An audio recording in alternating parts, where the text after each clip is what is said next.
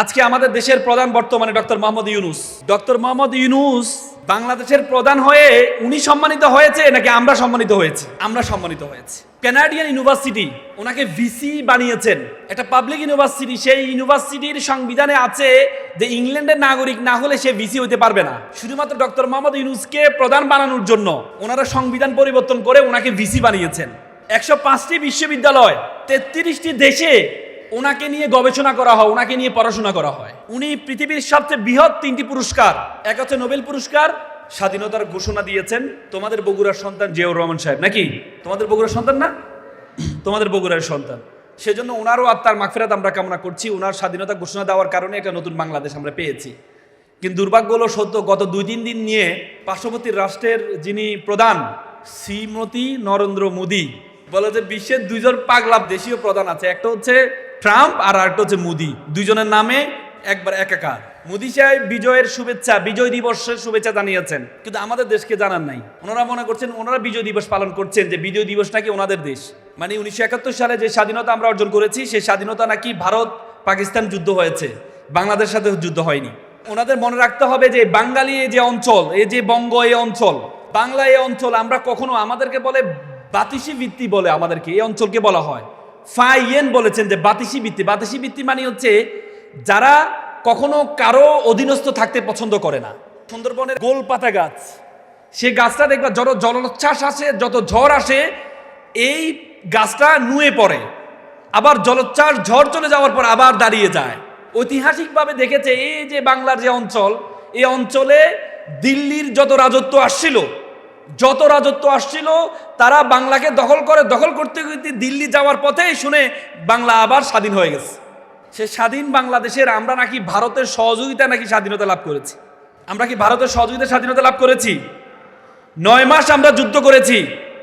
যখন আমরা জয়লাভ করব এমন একটা ভাবসাব আসছে, তখন 3 ডিসেম্বর এসে ওনারা এসে মানে বুঝাইলেন এসে যে আমরা আপনাদেরকে সহযোগিতা করতে আসছি। এরপর 16 ডিসেম্বর নাকি স্বাধীন হয়ে গেছে। এমনি এত সহজ। বলে যে একজন শুয়ে মারা যাচ্ছে, আরেকজন কি লাস্টে দিয়ে কি মানে শুয়ে পড়ছে, আরেকজন এসে কিলে দিছে, বলে যে আমি তো তাকে মারছি, কিন্তু সে তো অলরেডি শুয়ে পড়েছে। আমরা যারা আমাদের পূর্বপুরুষরা, ওনারা যখন আমাদের দেশটাকে পাকিস্তান থেকে স্বাধীন করে ফেলছেন, লাস্ট টাইমে এসে ওনারা 3 ডিসেম্বর এসে ওনারা আমাদেরকে সহযোগিতা করে ওনারা বলেছে ওনারা নাকি, আমি মনে করি ওনারা সহযোগিতা না করলেও পাকিস্তান থেকে বাংলাদেশ স্বাধীন হতো। আমরা 24 বছর পাকিস্তানের দাসত্ব মেনে নিই নাই, আমরা 54 বছর ভারতের দাসত্ব মেনে নিই নাই। আমরা পাকিস্তানত্ব ভারতত্ব সব তত্ত্ব বাদ দিয়ে এখন আমরা বাংলাদেশে ওন করি ইনশাল্লাহ। তো সুতরাং ওনারা এই জন্য 16 ডিসেম্বর এসে আমাদের জেনারেল ওসমানী সর্বাধুনী, ওনার কাছে জেনারেল নিয়াজি আত্মসমর্পণ করার কথা, ওনাকে আত্মসমর্পণ করতে দেন নাই। ওনাদের যে জেনারেল অরোরার কাছে আত্মসমর্পণ করেছেন। জেনারেল নিয়াজি কি বলে, আমাদের জেনারেল ওসমানীকে আত্মসমর্পণ করতে দেয় নাই। তো সুতরাং এই বগুড়ার তোমাদের সন্তান স্বাধীনতার ঘোষণা দিয়েছে। ইনশাল্লাহ এই 24-এ আমরা কারো সহযোগিতায় আমরা এই দেশকে নতুনভাবে আমরা প্রকাশ করতে কারো সহযোগিতা লাগে নাই। এ তরুণ প্রজন্ম, আমাদের জেনজি যাদেরকে আমরা একসময় বলতাম যে ফার্মের মুরগি, এরা পাবজি খেলে, গেমস খেলে, কিন্তু সে জেনজিরা স্লোগান দিয়েছে বুকের মধ্যে অনেক ঝড়, বুক পেতেছি গুলি কর। সে জেনজিরা আবার নতুন করে ভারতের 54 বছরের শাসন থেকে আমাদেরকে স্বাধীন করেছে। আমি রেটিনাকে অসংখ্য ধন্যবাদ জানাচ্ছি।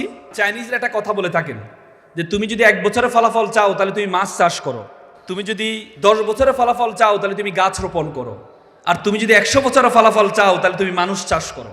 আজকে মানুষ চাষ করার জন্য, তোমাদেরকে মেধাকে শানিত করার জন্য এই যে চমৎকার একটা ক্যারিয়ার গাইডলাইন প্রোগ্রাম আয়োজন করেছে, আমরা একটা করতালির মাধ্যমে তাদেরকে অভিবাদন জানাই। আমি তোমাদেরকে 3টি ডি এর কথা বলবো। কয়টা ডি? 3টি D. D for dream, D for discover and D for do. D for dream, প্রথম যে ডি সেটা হচ্ছে ডি ফর ড্রিম। তোমাকে স্বপ্ন দেখতে হবে বড়। বলা হয় তাকে মানুষ তার স্বপ্নের আয়তন যত বড়, মানুষ তত বড়। আজকে তুমি যদি মনে করো তুমি বগুড়ায় একটা থানায় তুমি জন্মগ্রহণ করেছ, তোমার দ্বারা কি বিশ্ব নেতৃত্ব দেওয়া সম্ভব, এই চিন্তাটা তোমার সবচেয়ে বড় ভুল ধারণা। আজকে মনে রাখবা, পৃথিবীটা একটা বিশ্বগ্রামে পরিণত হয়েছে। You are global citizen, you have to think beyond Bangladeshi border. আমাদের একজন পোস্টার বয় আছেন, সারা বিশ্বে সবচেয়ে বেশি পরিচিত। আজকে আমাদের দেশের প্রধান বর্তমানে ডক্টর মোহাম্মদ ইউনূস। ডক্টর মোহাম্মদ ইউনূস বাংলাদেশের প্রধান হয়ে উনি সম্মানিত হয়েছে নাকি আমরা সম্মানিত হয়েছি? বলতো কে সম্মানিত হয়েছে? আমরা সম্মানিত হয়েছি। ডক্টর মোহাম্মদ ইউনূসকে 2012 সালে স্কটল্যান্ড গ্লাসগো কানাডিয়ান ইউনিভার্সিটি ওনাকে ভিসি বানিয়েছেন। একটা পাবলিক ইউনিভার্সিটি, সেই ইউনিভার্সিটির সংবিধানে আছে যে ইংল্যান্ডের নাগরিক না হলে সে ভিসি হতে পারবে না। শুধুমাত্র ডক্টর মোহাম্মদ ইউনূসকে প্রধান বানানোর জন্য ওনারা সংবিধান পরিবর্তন করে ওনাকে ভিসি বানিয়েছেন। 105টি বিশ্ববিদ্যালয়, 33টি দেশে ওনাকে নিয়ে গবেষণা করা হয়, ওনাকে নিয়ে পড়াশোনা করা হয়। উনি পৃথিবীর সবচেয়ে বৃহৎ 3টি পুরস্কার, এক হচ্ছে নোবেল পুরস্কার, আমেরিকান প্রেসিডেন্সিয়াল অ্যাওয়ার্ড এবং ইংল্যান্ডের সবচেয়ে বড় অ্যাওয়ার্ড, 3টি অ্যাওয়ার্ড পেয়েছেন। পৃথিবীর মাত্র 12 জন মানুষ এই অ্যাওয়ার্ডটি পেয়েছেন, মাত্র 12 জন মানুষ। ওনাকে যেন আমেরিকা এক সাংবাদিক প্রশ্ন করেছিলেন, আচ্ছা আপনি তো সবসময় বিশ্বব্যাংক নিয়ে কথা বলেন, যদি আপনাকে বিশ্বব্যাংকের প্রধান বানানো হয় তাহলে আপনি কি করবেন? উনি বললেন, আমাকে যদি বিশ্বব্যাংকের প্রধান বানানো হয় তাহলে আমি বিশ্বব্যাংকের যে সদর দপ্তর এটা আমি ঢাকাতে নিয়ে আসবো। তো বললো যে আপনি ঢাকাতে নিয়ে আসবেন কেন? বলছে ঢাকাতে এই জন্য নিয়ে আসবো, বিশ্বব্যাংকে চাকরি করে 5,000 লোক, আমি যখন ঢাকাতে নিয়ে আসবো সে 5,000 মধ্যে যারা শুধু চাকরির জন্য চাকরি করে, মানে পার্শ্ববর্তী অফিস আছে এই জন্য চাকরি করে, ডেডিকেশন নাই, এমন 3-4 হাজার লোক চাকরি ছেড়ে দিবে, তারা ঢাকাতে আসতে চাইবে না। তাহলে এক হচ্ছে আমি নতুন করে 3,000 লোক আমি আমার দেশের যারা শিক্ষিত আছে তাদেরকে যুক্ত করতে পারবো, আর যারা আনডেডিকেটেড, ডেডিকেটেড না, এদেরকে আমি চাকরি থেকে সরাইতে পারবো। চিন্তা করা যায়, চিন্তা করা যায়। সেটা তো আমাদেরই সন্তান ডক্টর মোহাম্মদ ইউনূস। জন্মগ্রহণ করেছে কোথায়? চট্টগ্রামে হাটহাজারী। তার বাবা ছিলেন একটা সওদাগর, মানে জুয়েলারি দোকানদার। আমি কয়েকদিন আগে আফ্রিকায় গিয়েছিলাম, আফ্রিকার রুয়ান্ডা, পূর্ব আফ্রিকার একটা দেশ রুয়ান্ডা। রুয়ান্ডাকে বলে হিডেন প্যারাডাইস অফ আফ্রিকা, মানে আফ্রিকার সবচেয়ে সুপ্ত জান্নাত বলা হয়। খ্রিস্টান রাষ্ট্র, ছোট্ট একটি রাষ্ট্র, হাজার পাহাড়ের রাষ্ট্র। সে রাষ্ট্রে আমি যখন বাংলাদেশ পরিচয় দিলাম তারা ভালোভাবে চিনতে পারছে না, কিন্তু আমি যখন ডক্টর মোহাম্মদ ইউনূসের কথা বললাম সাথে সাথে ওনাকে চিনে গেল তারা। তার মানে আমাদের দেশের পোস্টার বয় ডক্টর মোহাম্মদ ইউনূস। উনি একটা গ্রাম থেকে জন্মগ্রহণ করেছেন। ওনার বাবা কি ছিলেন? তুমি যদি মনে করো তুমি বগুড়া শাহজাহানপুরে জন্মগ্রহণ করেছো, গাবতলীতে জন্মগ্রহণ করেছো, কাহারুলে জন্মগ্রহণ করেছো, তোমাকে দিয়ে পৃথিবীতে নেতৃত্ব দেওয়া সম্ভব? তোমাদের পায়ের মধ্যে একটা শিকল লাগানো আছে। একটা বাবা ছেলে চিড়িয়াখানায় গেল, চিড়িয়াখানা যাওয়ার পর দেখলো যে বড় বড় হাতি তার পায়ে চিকন শিকল লাগানো আছে, ছোট ছোট হাতি তার পায়ে চিকন শিকল লাগানো আছে। ছোট ছোট হাতি শিকলটা ছেড়ার চেষ্টা করছে আর বড় হাতিগুলো স্তব্ধ হয়ে দাঁড়িয়ে আছে। ছেলে বাবাকে জিজ্ঞেস করলো, বাবা এই যে বড় বড় হাতি এই শিকলটা টান দিলে তো ছিঁড়ে যায়, উনি ছিঁড়ছে না কেন? তখন বললো ঠিক আছে আমি একটু জিজ্ঞেস করি ছিঁড়ছে না কেন। পরে কেয়ারটেকারে জিজ্ঞেস করা হলো, কেয়ারটেকার বললো এই যে বড় বড় হাতিগুলো যখন ছোট ছিল তার পায়ে এই শিকলটা লাগানো ছিল, তখন সে ছেঁড়ার চেষ্টা করছে ছোট ছোট হাতিগুলোর মতো, তখন সে পারে নাই, তার মাথার মধ্যে সেট হয়েছে তখন যেহেতু আমি পারি নাই সুতরাং আমার দ্বারা আর পারা সম্ভব না। তোমাদের পায়ে একটা শিকল লাগানো আছে, তোমার ভাই চেষ্টা করেছে পারে নাই, তোমার বোন চেষ্টা করেছে পারে নাই, তোমার পাশের বাসার বোন চেষ্টা করেছে পারে নাই, তোমার মামা চেষ্টা করেছে পারে নাই, তোমার চাচা চেষ্টা করেছে পারে নাই ভালো ইউনিভার্সিটি ভালো মেডিকেল কলেজে ভর্তি হওয়ার, তো সুতরাং তুমিও পারবা না। তোমার মাথার মধ্যে সেট হয়ে আছে, তোমার মাথার মধ্যে সেট হয়ে আছে, সেটা ছিঁড়তে হবে তোমাকে, তোমাকে সেটা ছিঁড়তে হবে। শ্রীলঙ্কার একটা ছেলে বস্তিতে বসবাস করতো, একটা ছেলের নাম হচ্ছে রানা।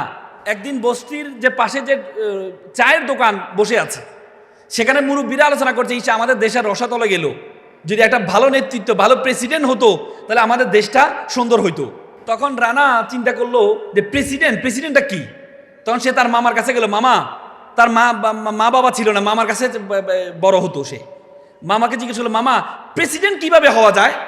বলে যে প্রেসিডেন্ট হইতে হইলে তো তোমাকে পড়াশোনা করতে হবে। সে বলছে আমি পড়াশোনা করতে চাই। তো পাশে একটা খ্রিস্টান মিশনারি স্কুল ছিল, সে সেখানে যায়, মামাকে ছাড়া একে যায়, গিয়ে বলে প্রিন্সিপালকে বলে স্যার আমি এখানে ভর্তি হতে চাই। বলে তোমার নাম কি? আমার নাম রানা সিংহে। তুমি তো বৌদ্ধ, আমাদের এখানে খ্রিস্টান মিশনারি, খ্রিস্টান ছাড়া ভর্তি হতে পারবে না। সে বলছে না স্যার আমি এখানে ভর্তি হবই। ভর্তি হয়ে তুমি কি করবা? স্যার আমি ভর্তি হয়ে শ্রীলঙ্কার প্রেসিডেন্ট হবো। শ্রীলঙ্কার প্রেসিডেন্ট হয়ে কি করবা? বলছে আমি আমার দেশকে রসাতল থেকে রক্ষা করব। তখন তার আগ্রহ দেখে স্কুল কর্তৃপক্ষ মিটিং করে তাকে স্কুলে ভর্তি করায়। পরবর্তীতে দেখা যাচ্ছে সেই স্কুলে টপার হয়েছে, কলম্বো ইউনিভার্সিটিতে টপার হয়েছে এবং পরবর্তীতে অক্সফোর্ড ইউনিভার্সিটিতে টপার হয়ে পরবর্তীতে আমেরিকা এই শ্রীলঙ্কান প্রেসিডেন্ট হয়েছে, third president of Sri Lanka, Ranasinghe প্রেমাদাসার কথা বলছি। একটা ছোট্ট ছেলে এত বড় স্বপ্ন যদি দেখতে পারে, তাহলে তুমি বগুড়ার মতো একটা রিচ, যাকে উত্তরবঙ্গের প্রবেশদ্বার বলা হয়, সেই বগুড়ার মতো অঞ্চলে থেকে তুমি কেন বাংলাদেশকে নেতৃত্ব, বিশ্বকে নেতৃত্ব দেওয়ার স্বপ্ন তুমি দেখবা না? সে বড় স্বপ্ন তোমাকে দেখতে হবে। এখানে যারা শিক্ষার্থী আছো, তোমাদেরকে আমি বলবো, তোমরা চোখটা বন্ধ করবা, প্রথমে বুকে একটু হাত দাও, বুকে হাত দাও। শিক্ষার্থী যারা আছো বুকে হাত দাও। তোমরা চোখ বন্ধ করার পর আমি 5 সেকেন্ড সময় দিব। 5 সেকেন্ডে তুমি চিন্তা করবা যে তুমি কি হতে চাও। মা বলেছে ডাক্তার হবে, না ডাক্তার হওয়া দরকার নেই। বাবা বলেছে ডাক্তার হওয়ার জন্য, না ডাক্তার হওয়া দরকার নেই। তোমার মনে যেটা চায়, তোমার মনে যদি চায় তুমি শিক্ষক হবা, গোলাম রাব্বানী ভাইয়ের মতো শিক্ষক হবা। তোমার মনে যদি চায় যে আমি বগুড়ার মেয়র হব, আমি বাংলাদেশের প্রধানমন্ত্রী হব, আমি দেশের মন্ত্রী হব, তাহলে সেটা তোমার মনে যেটা চায়। যদি বলা হয় আমি একটা বড় ব্যবসায়ী হবে, মনে চায়, তোমার বাবা ব্যবসায়ী, তোমাকে ব্যবসায়ী হওয়া দরকার নেই। ডক্টর মোহাম্মদ ইউনূসের বাবা ব্যবসায়ী ছিলেন, তিনি ব্যবসায়ী হন নাই। ব্যবসায়ী চিন্তা, তোমার মনে যেটা চায়, মনে রাখবা। আমি তোমাদেরকে একটা কথা বলি, আমেরিকা একটা গবেষণা হয়েছে, হার্ভার্ড ইউনিভার্সিটি একটা গবেষণা হয়েছে। তারা 1500 জন নিয়ে একটা গবেষণা করেছে। 1500 জনকে জিজ্ঞেস করেছে, আচ্ছা তোমরা কি টাকার জন্য পড়ো নাকি ভালো লাগে এই জন্য পড়ো? আবার যারা চাকরিজীবী তাদেরকে বলেছে, তোমরা কি টাকার জন্য চাকরি করো নাকি ভালো লাগে এই জন্য করো? তাদের মধ্যে 1300 জন বলেছে টাকার জন্য করি, আর 200 জন বলেছে ভালো লাগে এই জন্য চাকরি করি। পরে দেখা গেছে 30 বছর পরে যারা বলেছে আমরা ভালো লাগে তাই করি, যারা বলেছে আমরা টাকার জন্য করি, তাদের চেয়ে প্রায় 10 গুণ বেশি সফল হয়েছে এবং এক একটা কোম্পানির এমডি, সিইও প্রদান হয়েছে। সুতরাং মনে যদি ভালো লাগে সেটা করবা। মনে যদি চায়, তোমার মন যদি বলে যে আমি এটা হতে চাই, এখানে অভিভাবকরা আছেন, সন্তানকে কোনো কিছু চাপিয়ে দিবেন না। একবার বনের রাজা সিংহ, সে তার যত প্রাণী আছে বনে, সকল প্রাণীকে নিয়ে একটা প্রতিযোগিতা আয়োজন করলো। প্রতিযোগিতা কি? শিশুদেরকে নিয়ে। তো সিংহ তার ছেলেকে বলে, বাবা প্রত্যেকটা প্রতিযোগিতা তোমাকে ফার্স্ট হইতে হবে, যেহেতু তোমার বাবা বনের রাজা। তোমার বাবা কি বনের রাজা? তো সে বলল ঠিক আছে বাবা। তো প্রথম প্রতিযোগিতা হচ্ছে সাঁতার প্রতিযোগিতা। দেখা গেল বাঘের ছেলেকে পিছনে ফেলে, সিংহর ছেলেকে পিছনে ফেলে কুমিরের ছেলে ফার্স্ট হয়েছে, আর সিংহর ছেলে সবার লাস্ট হয়েছে। সিংহ তো মেজাজ খারাপ, আমার ছেলে সবার লাস্ট হইলো। পরে ছেলেকে ডাকলো, বাবা দ্বিতীয় প্রতিযোগিতা তুমি যদি ফার্স্ট না হও তাহলে তোমাকে আমি ত্যায্য করে দিব, তোমার মতো সন্তান আমার আর দরকার নেই। দ্বিতীয় প্রতিযোগিতা কি? উড়ার প্রতিযোগিতা। দেখা গেল উড়ার প্রতিযোগিতায় বাঘের ছেলেকে পিছনে ফেলে, সিংহর ছেলেকে পিছনে ফেলে বানরের ছেলে ফার্স্ট হয়েছে, আর সিংহর ছেলে সবার লাস্ট। সিংহ তার ছেলেকে ডেকে এনে ত্যায্য করে দিয়ে, তোর মতো ছেলে আমার আর দরকার নেই। আপনি কি মনে করেন সিংহের কাজ কি সাঁতার কাটা, উড়া? না। আপনি যদি মনে করেন পাশের বাসার ভাবির মেয়েটা ভালো নাচতে পারে, আমার মেয়েকে নাচে ফার্স্ট হইতে হবে। পাশের বাসার মেয়েটা গান গাইতে পারে, আমার মেয়েকে গান গাইতে হবে। পাশের বাসার মেয়েটা জুডুতে মানে ক্যারাটিতে ফার্স্ট, আমার মেয়েকে হইতে হবে। পাশের বাসার মেয়েটা ক্লাসে ফার্স্ট হয়েছে, আমার মেয়েকেও ফার্স্ট হইতে হবে। না, আপনার মেয়েকে আল্লাহ তাআলা একটা স্পেশালিটি দিয়েছে, একটা স্পেশাল নলেজ দিয়েছে। সে স্পেশাল নলেজ পর্যন্ত যেতে পারে নাই বলেই আমরা মনে করি আমাকে অনর্থক সৃষ্টি করেছে। মিস্টার বিন নাম শুনেছ না তোমরা? মিস্টার বিন অক্সফোর্ডের ছাত্র ছিল। তার খুব স্বপ্ন সে নাটিকা করবে। অক্সফোর্ড থিয়েটারে গিয়ে ভর্তি হয়েছে। অক্সফোর্ড থিয়েটার তাকে একটা ডায়লগ দেয়, সে ডায়লগ বলতে পারে না, কারণ তার মুখে জড়তা ছিল, ডায়লগ দিতে পারে না। তো বললো যে তুমি যদি ডায়লগ না দিতে পারো তাহলে তো তুমি নাটক করতে পারবে না, তাকে বের করে দেয়। পরে মিস্টার বিন চিন্তা করলো, আমি যদি ডায়লগ দিতে পারি নাই, আমাকে থিয়েটার থেকে বের করে দিয়েছে, আমি এমন একটা অভিনয় দেখিয়ে দিব যে অভিনয় কোনো ডায়লগ দিতে হবে না। দেখা গেছে মাত্র 3 বছরের মাথায় মিস্টার বিন অভিনয় করে এত নন্দিত হয়েছে, অক্সফোর্ড থিয়েটার তাকে নিয়ে পুরস্কৃত করেছে। মিস্টার বিন যদি চিন্তা করতো কথা বলতে পারি না ভালো, মুখে জড়তা আছে, তো সুতরাং এই জীবন রেখে লাভ নেই, নাটক যদি করতে পারবো না এই জীবন রেখে লাভ নেই। মনে রাখবা, আল্লাহ তাআলা প্রত্যেককে দুঃখ কষ্টের মধ্যে, আল্লাহ তাআলা আমাদেরকে দুনিয়াতে কেন পাঠিয়েছে বলো তো? হ্যাঁ, পরীক্ষার জন্য। আমরা কিন্তু জান্নাতে ছিলাম, ঠিক না? আমরা কিন্তু জান্নাতে ছিলাম। জান্নাত থেকে শাস্তি স্বরূপ আমাদেরকে পৃথিবীতে পাঠানো হয়েছে। যে বলেছে গাছের ফল খেও না, আদম আলাইহিস সালাম খেয়েছে, পরে শাস্তি স্বরূপ জান্নাত থেকে বের করে দিয়ে পৃথিবীতে পাঠানো, তার মানে শাস্তি স্বরূপ। যে পৃথিবীতে আসি আমরা শাস্তি স্বরূপ, ওই পৃথিবীতে সবকিছু বল বেটে মিলে যাবে। আল্লাহ তাআলা বলেছেন লাকাদ খালাকনাল ইনসানা ফিল কাবাদ, আমি তোমাকে দুঃখ কষ্ট থেকে সৃষ্টি করেছি। দুঃখ কষ্ট তোমার থাকবে, তোমার মধ্যে উইকনেস থাকবে, কিন্তু আল্লাহ তাআলা তোমার মধ্যে একটা স্ট্রেংথ আছে। মুসা আলাইহিস সালামের মুখে জড়তা ছিলেন। মুসা আলাইহিস সালাম সবসময় একটা দোয়া পড়তেন আল্লাহর কাছে, রাব্বি শাহলি সদলি ওয়া ইয়াসসিরলি আমরি ওয়াহলুল উকদাতাম বিল লিসানি। লিসান মানে জিহ্বা। হে আল্লাহ, তুমি আমার জিহ্বাকে সাবলীল করে দাও। ও আকি হারুন, আমার ভাই হারুন, সে খুব সুন্দর কথা বলতে পারে, তাকে তুমি কি করে দাও? আমার সহকারী করে দাও। আল্লাহ তাআলা মুসা আলাইহিস সালামের দোয়া কবুল করলেন, সাথে সাথে তার ভাই হারুনকে নবী বানাই দিলেন। তার মানে মুসা আলাইহিস সালাম আল্লাহর এত প্রিয় রাসূল, তারও মুখে জড়তা ছিল, তারও উইকনেস ছিল। আর আমরা ছেলে ছোটবেলা যদি কথা না বলতে পারে, ভালোর কথা না বলতে পারে, হায় রে আল্লাহ কি ছেলে দিল আমার, কি সন্তান দিল, হতাশ হবেন না। আপনার সন্তানের মধ্যে একটা আগুন আছে, সে আগুনটা বের করেন। আপনার সন্তানের মধ্যে একটা আগুন আছে, সে আগুনটা, এই আজকে যত বাল্ব দেখতে পাচ্ছ না তোমরা, বাল্বগুলা, বাল্ব আবিষ্কার করেছে কে? Thomas Alva Edison. ছোটবেলা কি করতো সে? মুরগির খোয়ারে ঢুকে যেত, বলছে মুরগি খোয়ারে ঢুকে সে মুরগি যেত তা দেয়, আমিও ডিম তা দিব, দেখি বাচ্চা হয় কিনা। মানে কোনো ছোট পক যেখানে পাবে সেখানে ঢুকে যেত সে। তো স্কুল কর্তৃপক্ষ তার মাকে একটা চিঠিতে লিখে দিয়েছে যে আপনার ছেলের মতো গর্দভ স্টুডেন্ট এই স্কুলে রাখলে স্কুলে অন্য শিক্ষার্থীরা নষ্ট হয়ে যাচ্ছে। তো পরে মা নিয়ে আসে, নিয়ে আসার পরে মা ছেলে জিজ্ঞেস করলো, আচ্ছা মা স্যারে কি লিখেছে চিঠির মধ্যে? বলছে লিখেছে তুমি যে মেধাবী, তুমি যে মেধাবী, অন্য অন্য শিক্ষার্থীরা তোমার সাথে টিকতে পারছে না, এই জন্য এই স্কুল তোমার জন্য যোগ্য না, এই জন্য স্যার বলেছে সম্মান সহিত তোমাকে নিয়ে আসি। কারণ যে এত বড় স্কুল তোমাকে ভর্তি করছে সেই স্কুল তোমার জন্য যোগ্য না, তার মানে বাংলা এই দেশের কোনো স্কুল তোমার জন্য যোগ্য না, তোমাকে ঘরে পড়তে হবে। তখন টমাস আলভা চিন্তা করছে আমি এত মেধাবী, আমি তো জানতাম না আমি এত মেধাবী। পরে যে টমাস আলভা এডিসন যখন বৈজ্ঞানিক হলো, বৈজ্ঞানিক হওয়ার পর তার মা মারা গিয়েছিল, আলমিরা থেকে যে চিরকুটটা বের করে, চিরকুটে লেখা আছে এই গর্দভ স্টুডেন্ট এই স্কুলের জন্য যোগ্য না। টমাস আলভা এডিসন সেদিন চোখের পানি ফেলে দিয়েছে। টমাস আলভা এডিসন বলেছেন আমার মা যদি আমাকে ইন্সপিরেশন না দিত, আমার মা আমাকে যদি উৎসাহ উদ্দীপনা না দিত, এক মায়ের তার বইয়ের উপরে কাভারে সে লিখেছে মায়ের একটা ছেলে জীবনের শুরুতে ছিল গর্দভ, এক মায়ের ইন্সপিরেশন পেয়ে সে হয়েছে একজন সফল ব্যক্তি। শুধুমাত্র মায়ের ইন্সপিরেশন, বাবার ইন্সপিরেশন। এই জন্য সন্তানকে হতাশ করবে না কখনো। সন্তানের আগুনটা বের করুন। সন্তান আগুনটা বের করার দায়িত্ব আমার আর আপনার। আপনি যদি সন্তানের আগুনটা বের করতে পারেন তাহলে মনে করবেন আল্লাহ তাআলা কোরআনে বলেছে হুয়াল্লাযী খালাকালাকুম মা ফিল আরদি জামিআ। আল্লাহ তাআলা বলেছে ওয়ামা খালাকনাস সামা ওয়াল আরদা, এই আসমান এবং জমিনে যা কিছু আছে, ওয়ামা বাইনাহুমা বাতিলান, আমি কোনো কিছু অনর্থক বানাই নাই। আমি কোনো কিছু অনর্থক বানাই নাই। তোমাকে আমাকে আল্লাহ তাআলা অনর্থক বানাই নাই।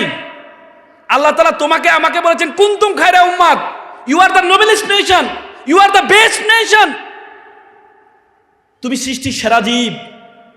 এই সৃষ্টি জগতে যা কিছু আছে আল্লাহ তাআলা বলেছে হুয়াল্লাযী খালাকালাকুম মা ফিল আরদি জামিআ, এই বিশ্ব জগতে যা কিছু আছে সবকিছু আমি তোমার জন্য সৃষ্টি করেছি। সবকিছু আমি তোমার জন্য সৃষ্টি করেছি। যে চাঁদ আমরা দেখতে পাই, চাঁদ একটা আমাদের উপগ্রহ না? চাঁদ, এই চাঁদ কার জন্য সৃষ্টি করেছে জানেন? আল্লাহ তাআলা সবচেয়ে প্রিয় মানুষের জন্য। তোমরা দেখবা চাঁদের মধ্যে বড় বড় গর্ত আছে, দেখেছো তোমরা? জুম করে একটু দেখো, কিসের গর্ত জানো? আমাদের পৃথিবীর দিকে বিভিন্ন উল্কাপিণ্ডগুলো বিভিন্ন গ্রহ থেকে ছুটে আসে। চাঁদ আমাদের পৃথিবীর চারদিকে ঘুরে সেই উল্কাপিণ্ডগুলোকে ঠেকায়, নিজের গায়ে নেয়। কারণ আল্লাহ তাআলা সবচেয়ে প্রিয় পৃথিবীর এই মানুষগুলো, তাদের যেন কোনো ক্ষতি না হয়, তাদের জন্য যেন ক্ষতি না হয়। সে চাঁদ তোমাদের জন্য আমাদের জন্য সৃষ্টি করেছেন। এই বিশ্ব জগতে যা কিছু আছে সবকিছু তোমার আর আমার জন্য সৃষ্টি করেছেন। আর আমাদের কেন সৃষ্টি করেছেন? আল্লাহ তাআলা কোরআনে কি বলেছেন? ওয়ামা খালাকতুল জিন্না ওয়াল ইনসা ইল্লা লিয়াবুদুন, আমি মানুষ এবং জিনকে সৃষ্টি করেছি শুধুমাত্র আমার ইবাদত করার জন্য। What is the meaning of ইবাদত? What is the meaning of worship? ওয়ারশিপের সংজ্ঞা কি? জ্ঞান অর্জন করা। ইসলামের প্রথম স্লোগান ছিল ইকরা, পড়ো। ইসলামের প্রথম স্লোগান। আল্লাহ রাসূলকে আল্লাহ তাআলা বলছেন ইকরা, পড়ো। আল্লাহ তাআলা কোরআনে বলছে হাল ইয়াস্তাবিল্লাযীনা ইয়ালামুনা ওয়াল্লাযীনা লা ইয়ালামুন, who knows and who doesn't know, all are not same. যে জানে আর যে জানে না সে সেম নয়। আল্লাহ তাআলা প্রথম নামাজের কথা কোরআনে ৮২ বার বলেছেন, ৮২ জায়গায় জ্ঞান অর্জন করার কথা বলেছেন আল্লাহ তাআলা। তার মানে তুমি আমি যদি জ্ঞান অর্জন করি তাহলে জ্ঞান অর্জন করা এক ধরনের ইবাদত। পারবা না? এটা পারবা না? জ্ঞান অর্জন করতে পারবা না? পারবা। তো সুতরাং এখন স্বপ্ন দেখবা, সবাই বুকে হাত দাও, আবার বুকে হাত দাও, চোখ বন্ধ করো, চোখ বন্ধ করো। 5 সেকেন্ড চিন্তা করবা যে তুমি কি হতে চাও। 5 সেকেন্ড চিন্তা করবা, একবারে কোনো কিছু বাদ দিয়ে তোমার কি ভালো লাগে সেটি। 5 second. 1 2 3 4 5। Okay, open your eyes, খোলো। একজন দাঁড়াও, যে কোনো একজন, সামনে থেকে একজন দাঁড়াও, একজন দাঁড়াও, শিক্ষার্থী একজন দাঁড়াও। আরে বল মাছ ধরতে বলবো না তো। হ্যাঁ, কি স্বপ্ন দেখছো তুমি? ব্যবসা। ব্যবসায়ী হবা, গুড। ওর জন্য একটা বড় একটা হাতে তালি দাও। তারপর একটা মেয়ে দাঁড়াও, একটা বোন, ছোট বোন দাঁড়াও, দাঁড়াও একজন। হ্যাঁ, কি হতে চাও তুমি? Doctor, good. তার মানে তোমরা এক একজন, ওর জন্য একটা হাতে তালি দাও। তোমার আম্মু বলছে ডাক্তার, এই জন্য? আব্বু বলছে? কে বলছে? সত্যি? অন্য কে বলে নাই তো? গুড, বসো। এখন তোমরা যে যেটা মনে করেছো সেটা আবার চোখ বন্ধ করবা, যে আমি ব্যবসায়ী হতে চাই, আমি অমুক জায়গায় পড়তে চাই, আমি ডাক্তার হতে চাই, আমি অমুক জায়গায় পড়তে চাই, অমুক মেডিকেলে পড়তে চাই, আমি বিসিএস ক্যাডার হতে চাই, আমি ঢাকা বিশ্ববিদ্যালয়, রাজশাহী বিশ্ববিদ্যালয় অমুক জায়গায় পড়তে চাই। 5 সেকেন্ড চোখ বন্ধ করবা, এটা করবা, আবার চোখ বন্ধ করো। এবার কোথায় ভর্তি হতে চাও তুমি? 1 2 3 4 5, চোখ খোলো। বলো আপু, বলো তুমি তুমি কি, তুমি যে বলেছো ডাক্তার হবা, হ্যাঁ, কোথায় ভর্তি হতে চাও? Dhaka medical, good. ও জোরে বড় ক্লাব দাও, জোরে। ব্যবসায়ী, ব্যবসায়ী দাঁড়াও, কি হতে চাও, কোথায় ভর্তি হতে চাও? বুয়েটে। ওর জন্য একটা করতালি দাও, গুড। বসো। তোমরা, আমি সবাইকে জিজ্ঞেস করি, তোমরা যে যেটা বলেছো একটা চিরকুট লিখবা আজকে, যে আমি ব্যবসায়ী হতে চাই, বুয়েটে পড়তে চাই, আমি ডাক্তার হতে চাই, ঢাকা মেডিকেলে পড়তে চাই। এটা তোমার যে টেবিল আছে, মা বাবার এখানে যারা আছেন, এটা একটু মেক শিওর করবেন, তোমার টেবিলের সামনে লিখবা আমি ডাক্তার হতে চাই, ঢাকা মেডিকেল আমার গন্তব্য, আমি ব্যবসায়ী হতে চাই, বুয়েট আমার গন্তব্য, লিখবা। আর যাদের মানি ব্যাগ আছে, মানি ব্যাগের যেখানে তোমার ছবিটা রাখো, ছবি রাখা দরকার নেই, ওই জায়গায় তুমি লিখবা আমি ডাক্তার হতে চাই, গন্তব্য আমার ঢাকা মেডিকেল, আমি ব্যবসায়ী হতে চাই, গন্তব্য আমার বুয়েট। মেয়েরা তোমাদের পার্সে কি ছবি টবি রাখো? কোথাও রাখো না? আচ্ছা, মানে যেভাবে রাখলে তুমি প্রতিদিন একবার দৃশ্যমান হবে তোমার কাছে, প্রতিদিন একবার। তোমরা আয়নার মধ্যে রাখবা, আয়নার কর্নারে আঠা দিয়ে লাগাবা যে আমি ডাক্তার হতে চাই, আমি ঢাকা মেডিকেলে পড়তে চাই। পারবা তো ইনশাল্লাহ? প্রতিদিন একবার, প্রতিদিন যতবার আয়নার সামনে যাবা, যতবার টেবিলে বসবা, ততবার তোমার স্বপ্নের কথা মনে পড়বে তোমার। আর সবচেয়ে মজাদার বিষয় হচ্ছে, বাংলাদেশের ইতিহাসে ডাক্তার বানিয়েছে, বাংলাদেশের ইতিহাসে রেটিনার মতো এত বেশি ডাক্তার বানিয়েছে বাংলাদেশে কোনো শিক্ষা প্রতিষ্ঠান নেই। রেটিনাকে বলা হয় একটা পরিবার, আমি সেই পরিবারের সদস্য। আমি 2010 সাল থেকে 2022 সাল পর্যন্ত রেটিনার ইংলিশ টিচার ছিলাম। আমি রেটিনাকে দেখেছি, রেটিনা একটা পরিবার, শুধু একটা পরিবার না, এই রেটিনা তোমাকে গন্তব্য নেওয়ার জন্য এখন থেকে একাডেমিক কোচিংয়ে যাবা, কোচিংয়ে যখন দেখবা কোচিংয়ে ক্লাস টিচার একজন ডাক্তার ভাইয়া, তোমার স্বপ্ন জাগবে আমি এই ডাক্তার ভাইয়ার মতো হতে চাই। আবার উল্টা পাল্টা স্বপ্ন জাগাইও না, কিন্তু মানে আমরা উল্টা স্বপ্ন জাগাই। ভাইয়াকে দেখছে, ভাইয়াকে ভালো লাগছে, ইস ভাইয়া, না। মনে রাখবা, উল্টা পাল্টা চিন্তা যদি হয়, হার্ভার্ড ইউনিভার্সিটি তারা একটা গবেষণা করেছে প্রায় 50 বছর ধরে, তাদের হার্ভার্ড ইউনিভার্সিটিকে বলা হয় প্রেসিডেন্ট ইউনিভার্সিটি, যেখানে প্রেসিডেন্ট বানায়। তারা গবেষণা করেছে, গবেষণা করে তারা দেখেছে তাদের যে স্টুডেন্টরা ইউনিভার্সিটি থাকতে যারা অপোজিটের সাথে রিলেশনশিপে ছিল তাদের সফলতা, আর যাদের কোনো রিলেশনশিপে ছিল না তাদের সফলতা প্রায় 20 গুণ বেশি। মনে রাখবা, আমরা যখন মাদক গ্রহণ করি আমাদের মাথার মধ্যে একটা ডোপামিন আছে, ডোপামিন হরমোনের পরিমাণ হয় 200 মাথায়। মাদক গ্রহণ করার পরে মাকে বউ ডাকে, বউকে মা ডাকে। আর বিজ্ঞান বলে কেউ যদি প্রেমে পড়ে তার মাথার ডোপামিন পরিমাণ হয় 250। তার মানে তার মাথার মধ্যে ঘূর্ণিঝড় হয় নাকি? এই ঘূর্ণিঝড় দিয়ে তোমার ডাক্তার হওয়া সম্ভব, ব্যবসায়ী হওয়া সম্ভব না। তো সুতরাং তুমি ঘূর্ণিঝড় মাথার মধ্যে রাখবা, আবার ডাক্তারও হইবা, সফল হইবা, এটা দ্বারা হবে না তোমার। আমার মনে আছে 2013 সালে আমি একটা সাউথ এশিয়ান ডিবেট কম্পিটিশন অংশগ্রহণ করার জন্য ইন্দোরে গিয়েছিলাম, ভারতের মধ্যপ্রদেশের রাজধানী ইন্দোরে। আসার পথে মুম্বাইতে একটা চিড়িয়াখানা দেখতে পেলাম, ডারউইন চিড়িয়াখানা। সেই চিড়িয়াখানায় বানর ধরার প্রক্রিয়া দেখাচ্ছে। একটা খাঁচার মধ্যে কিছু বাদাম রাখা হয়েছে, বানর আবার বাদাম পছন্দ করে, সেই বাদামটা নেওয়ার জন্য ভিতরে যখন হাতটা নেয় তখন সে আর হাতটা বের করতে পারে না। কিভাবে বলতো? কারণ বাদামটা নিলে হাতটা বড় হয়ে যায়। সে চাইলে এখান থেকে মুক্ত হইতে পারে, কিভাবে বলতো? বাদাম ছেড়ে দিলে, কিন্তু সে বাদামে লালসা চাটতে পারে না, পরবর্তী সে ধরা খেয়ে যায়। তোমাদের মধ্যে অনেক কিছু বাদাম আছে। Adda is the one kinds of badam, Facebook is the one kinds of badam, TikTok is the one kinds of badam, prem is the one kinds of badam. এই বাদামের লালসা যদি তোমরা সাইডেটা না চাটতে পারো, তোমরা বানরের মধ্যে খাঁচার মধ্যে বন্দী হয়ে যাবা। এপিজে আব্দুল কালাম বলেছে, প্রজাপতির পিছনে ঘুরিও না, ফুলের চাষ করো, প্রজাপতি তোমার পিছনে ঘুরবে। আমি আইনজীবী হিসেবে বলছি, যারা 9, 10 ইন্টারে প্রেম করেছে, সেই প্রেমের যে বিবাহ হয়েছে 60% বিবাহ হয় না, আর যে বিবাহগুলো হয়েছে 40% বিবাহ হয়। সেই বিবাহগুলো মাত্র 4 থেকে 5 বছর, সর্বোচ্চ 10 বছর টিকে, এরপরে ডিভোর্স হয়ে যায়। বারবার বলছি, মা বাবা এখানে আছে, রাব্বানি ভাই বলছে যে ছেলেরা পছন্দ করে ছেলেদেরকে বিয়ে শাদী করাই দেন, কিন্তু মনে রাখবা বলে না, পৃথিবীতে তুমি যদি পরিবর্তন করতে চাও বিয়ের আগে করো, বিয়ের পরে টিভির চ্যানেলও পরিবর্তন করতে পারবা না। এজন্য যারা এই ডোপামিন বাড়াইতে না চাও, সফল হতে চাও, একবার একটা ছেলে প্লে বয়, সবসময় সুন্দরী মেয়েরা তার পিছনে ঘুরে, সে তো প্রেম টেম করে আর পড়াশোনা করে নাই। এখন যদি পড়াশোনা করে নাই, এখন তো বয়স পার হয়ে যাচ্ছে, বিয়ে শাদী করতে হবে, পরবর্তী জেনারেশন লাগবে, পরিবার থেকে চাপ দিচ্ছে। এখন প্রেম তো করছে, কোনো মেয়ে তারা বিয়ে করতে চায় না, কারণ সে তো কিছু করে না, বাদামি আসে। তখন বন্ধু বিয়ে শাদীতে করবো, এখন টাকা পয়সা তো নাই, কিভাবে বউ চালাবো, কিভাবে বউ তো লিপস্টিক কিনে দিতে হবে, এটা তো পারবো না।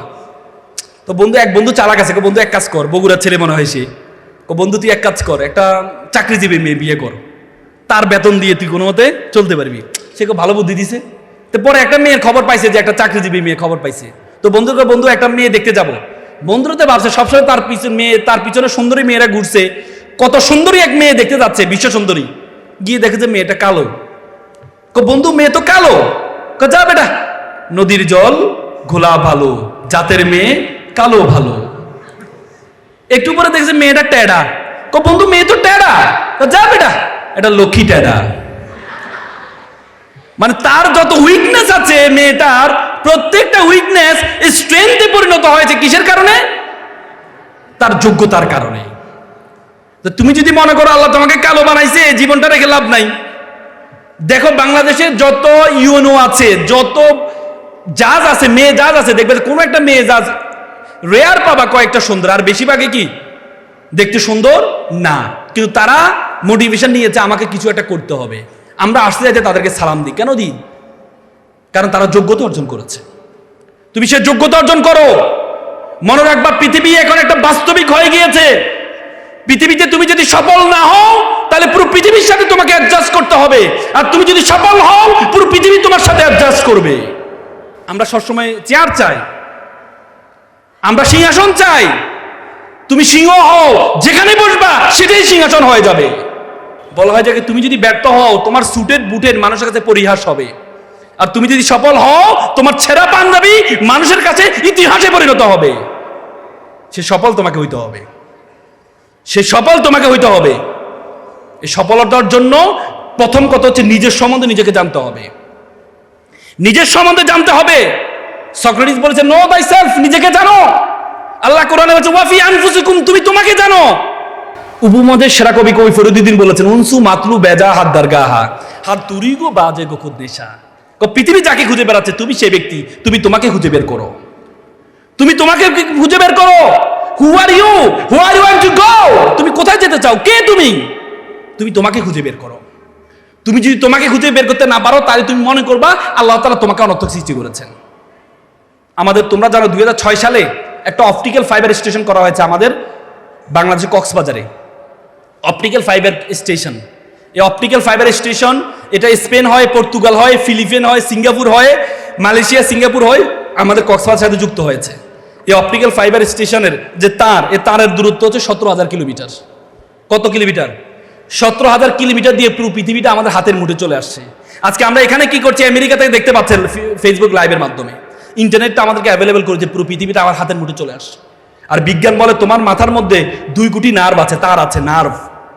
বলে একটাকে একটার সাথে যদি যুক্ত করা হয় তাহলে এই তারের দূরত্ব হবে 2 লক্ষ কিলোমিটার। মাত্র 17,000 কিলোমিটার দিয়ে পুরো পৃথিবীটা তোমার হাতের মুঠের মধ্যে চলে আসছে, আর 2 লক্ষ কিলোমিটার দিয়ে পুরো বিশ্ব জগৎ তোমার হাতের মুঠের মধ্যে চলে আসবে। ধারণা আছে বিশ্ব জগৎ সম্বন্ধে? এই পৃথিবীর আয়তন কত জানো তোমরা? আমাদের পৃথিবীর আয়তন কত?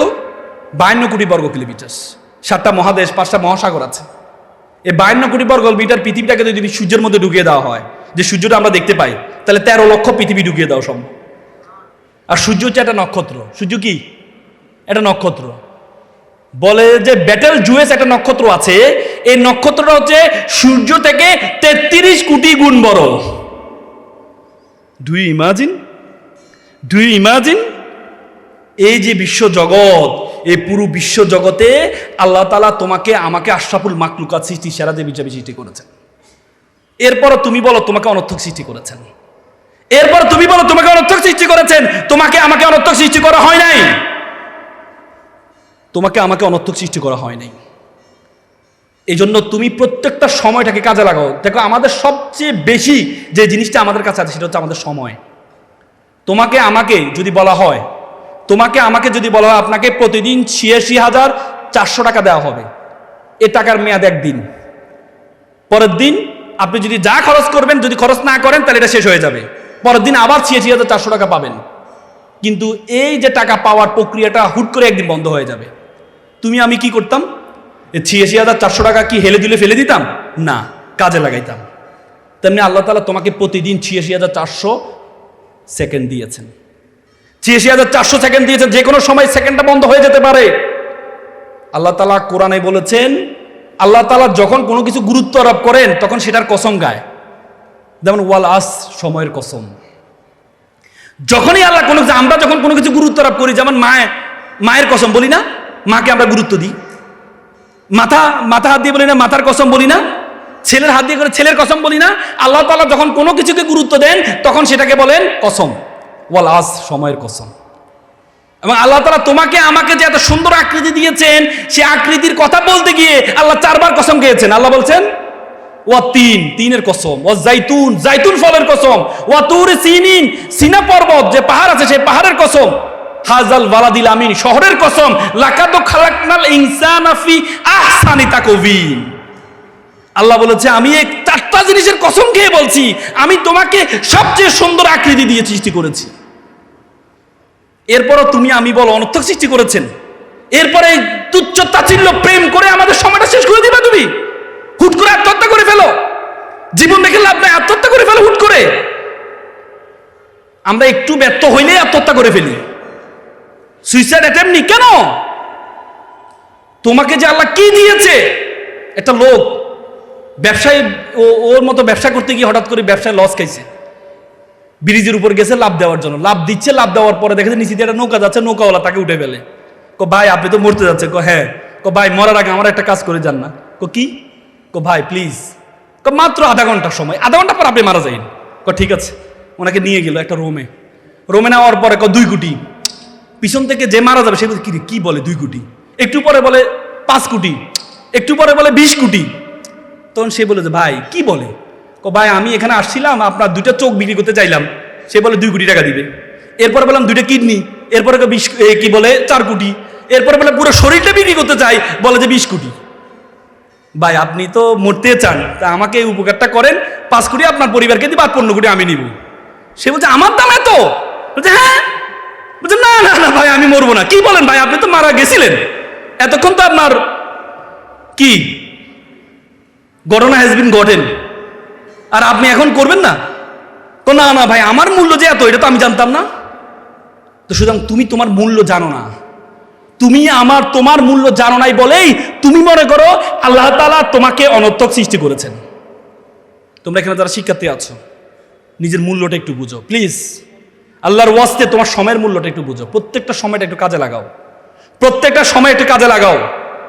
মনে রাখবা, পরিশ্রম তার পারিশ্রমিককে কখনো খালি হাতে ফেরায় না। আমি একটা গল্প কানেক্ট করি তোমাদের সাথে। একবার একটা অঞ্চলে একটা মন্দির বানাবে, তো তারা মন্দির বানায়, মন্দিরের জন্য কি লাগে? পাথর লাগবে। তো তারা শুনছে পাহাড়ে একটা পাথর আছে, মহস্তাঙ্গর একটা পাথর আছে। গেল, সুন্দর পাথর, সাদা পাথর। পাথরের কাছে গেলে, পাথর সাহেব আপনাকে একটু লাগবে। বলছে আমাকে নিয়ে কি করবা? বলছে আপনাকে নিয়ে আমরা একটু কাটবো, ঘষবো, মাজবো, মেজে আপনাকে মূর্তি বানাবো। 6 মাস ঘষে মেজে মূর্তি বানাই মন্দিরে রাখবো, সবাই এসে আপনাকে সেলুট করবে। সে বলছে এটা তো ভালো কথা, কিন্তু এই যে কষ্ট 6 মাস, এটা না করে করা যায় না? না, আপনাকে এভাবে রাখলে তো কেউ আপনাকে মূল্যায়ন করবে না। বলছে না, এই কষ্ট আমি করতে পারবো না। যদি এভাবে নিয়ে রাখো তাহলে আমি করতে পারি, কিন্তু কষ্ট 6 মাস, এই কষ্ট আমি করতে পারবো না। তখন পাশে একটা কালো পাথর ছিল। স্যার আমাকে নিয়ে যান। তোমাকে নিব? স্যার আমাকে কাটেন, ঘষেন, মাজেন, কোনো সমস্যা নেই। কাটেন, ঘষেন, মাজেন, কোনো সমস্যা নেই। পরবর্তীতে কালো পাথরটাকে নিয়ে কেটে, ঘষে, মেজে মূর্তি বানালো, মন্দিরে রাখলো। সবাই এসে নারিকেল পানি ডালে, সালাম করে, সেলুট করে। তখন তারা দেখলো যে বিশাল একটা লাইন পড়ে গেছে নারিকেল নিয়ে। নারিকেল, খোদাকে নারিকেল দিবে, মূর্তিকে নারিকেল দিবে। তখন তারা চিন্তা করে, এই নারিকেল যদি দেয়ালে ভাঙে তাহলে মন্দিরের দেয়াল ভেঙে যাবে। তখন তারা চিন্তা করলো একটা পাথর, ওই পাথর, সাদা পাথরের কাছে, পাথর সাহেব আপনার একটা কাজ পাইছি। কি কাজ? কাটাকাটি, ঘষাঘষি কিচ্ছু নাই, শুধু আপনাকে রাখবো, সবাই এসে নারিকেল ভাঙবে আর পানিটা ঢালবো অন্য জায়গায়। এটা তো ভালো কথা। ঠিক আছে, আমরা নিয়ে যাও। পরে মন্দিরের মুখে তারা রাখলো, সবাই এসে আসতে যাইতে তাকে লাথি মারে। জুতোর পিতি খুলে গেলে জুতোর পিতি লাগায়, তার পায়ের উপর জুতোর করে, তারপরে নারিকেল ভাঙে, পানিটা নিয়ে কালো মূর্তির উপর ঢালে। সে বলে কিরি বেটা, কোনোদিন তার উপরে, কালো মূর্তির উপর কেউ বসে নাই, সেলফি তুলে নাই। আমার সাথে সবসময় সেলফি তুলতো, আর আজকে সবাই আমাকে আসতে লাথি মারে আর তার উপর নারিকেল পানি ঢালে।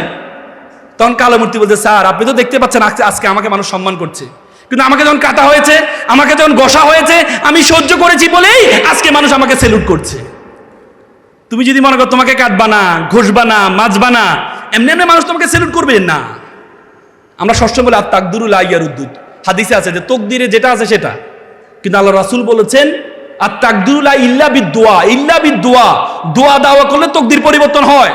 আল্লাহ তাআলা কোরআনে বলেছেন ওয়াল্লাইসা লিল ইনসানু ইল্লা মা আসা, মানুষ ততটুকুই পায় যতটুকু সে চেষ্টা করে। আল্লাহ তাআলা কোরআনে বলেছেন ইন্নাল্লাহা লা ইউগাইয়িরু বিকাউমিন হাত্তা ইউগাইয়িরু বিআনফুসিহিম। আল্লাহ কোনো জাতির ভাগ্য পরিবর্তন করে না, কোনো ব্যক্তির যে ভাগ্য পরিবর্তন করে না, যতক্ষণ পর্যন্ত জাতি ওই ব্যক্তি নিজের ভাগ্য পরিবর্তন করে না, চেষ্টা না করে। আর তুমি এমনি এমনি বড় হয়ে যাবা। এই জন্য তোমরা এখানে যারা আছো, ডি ফর ড্রিম, দ্বিতীয় ডি ফর ডিসকভার। ডিসকভার মানে তুমি তোমার সম্বন্ধে জানো। আর ডি ফর ডু, ডু মানে করো।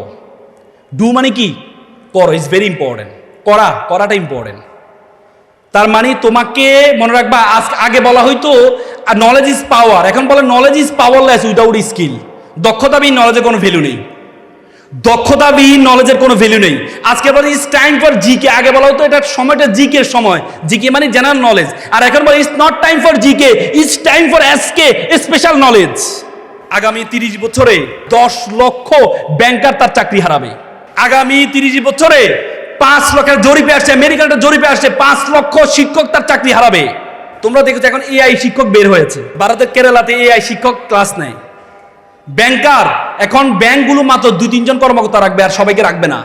আগামীর বছর ড্রাইভার, প্রায় 40 লক্ষ ড্রাইভার তার চাকরি হারাবে। তুমি দেখো এখন ডিজাইন হাউসগুলো অটোমেটিক এখন এআই দিয়ে ডিজাইন করে দেয়, এখন আর ডিজাইনের প্রয়োজন হয় না। তার মানে আগামীর যুগ তোমাদের জন্য ইজ ভেরি অ্যালার্মিং। এই যুগে তুমি যদি স্পেশাল নলেজ তোমার মধ্যে না থাকে, তাহলে তোমার কোনো ভ্যালু থাকবে না। দেখো একটা স্পেশাল নলেজের কত গুরুত্ব। বলে যে সব কিছু জানে তার কোনো খাওয়া হবে না, যে একটা জিনিস ভালো করে জানে তার খাওয়া হবে। একটা জিনিস ভালো করে জানতো। একটা প্রাইমারি স্কুল শিক্ষক সব সাবজেক্ট পড়ায়, তার বেতন 20,000 টাকা। আর একটা কলেজ শিক্ষক একটা সাবজেক্ট পড়ায়, আমাদের গোলাম রাব্বানী ভাইয়ের একটা সাবজেক্ট পড়ায়, বেতন 50-60,000 টাকা। মানে একটা জিনিস ভালোভাবে জানে, আর সব কিছু জানো, তোমার খাওয়া হবে না। এই জন্য স্পেশাল নলেজ অর্জন করতে হবে। স্পেশাল নলেজ, স্পিকিং স্কিল, কথা বলার দক্ষতা, কমিউনিকেশন স্কিল, প্রচুর মানুষের সাথে যোগাযোগের দক্ষতা, আইটি স্কিল, কম্পিউটার স্কিল, এই দক্ষতাগুলো তোমাদের অর্জন করতে হবে। এই দক্ষতাগুলো অর্জন করতে হবে। এই দক্ষতাগুলো যদি অর্জন না করো, তাহলে মনে করবে যে আল্লাহ তাআলা তোমাকে কোনো কাজে কামে তৈরি করে নেই। তোমরা অনেকে রাতে জাগ্রত থাকো, রাতে পড়ো, রাতে পড়বা না, রাতে ঘুমাই যাবা। আমি আমার ছোটবেলায় সব সময় আমি ভোর 4টা বাজে উঠে যেতাম। ভোর 4টা বাজে উঠে আমি ফজরের পর 1 ঘন্টা, ফজরের আগে 1 ঘন্টা, এই 2 ঘন্টা আমি পড়াশোনা করতাম। এই 2 ঘন্টা আমি যা পড়াশোনা করতাম, আমার প্রত্যেকটা পড়াশোনা বলে, তুমি রাতে সারা রাত যদি তুমি ঘুমাও, তোমার মাথাটা শীতল হয়ে যায়, তোমার ব্রেনটা কাজ করে, সকালে যে কাজটা করে, যে পড়াটা হয়, এই পড়াটার যে গুরুত্ব, সকালে বাতাস যেমন নরম বাতাস পাও, নরম পরিবেশ পাও, কোনো টেনশন থাকে না, কোনো চিন্তা থাকে না, তুমি ওই সময় পড়াশোনাটা করবা। মাইকেল ফিলিপসের নাম শুনছো?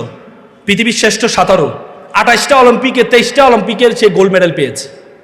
মাইকেল ফিলিপসকে জিজ্ঞেস করা হয়েছে তার যতগুলো গোল্ড মেডেল, আমাদের পুরো এশিয়া মহাদেশে এতগুলো গোল্ড মেডেল নেই। তাকে জিজ্ঞেস করেছে আপনি এত সফল কেন? তিনি বললেন আপনি কি করেন? তিনি বলেন আমি প্রতিদিন 3 ঘন্টা সাঁতার কাটি। বলছে মাত্র 3 ঘন্টা? উনি বলছে হ্যাঁ 3 ঘন্টা।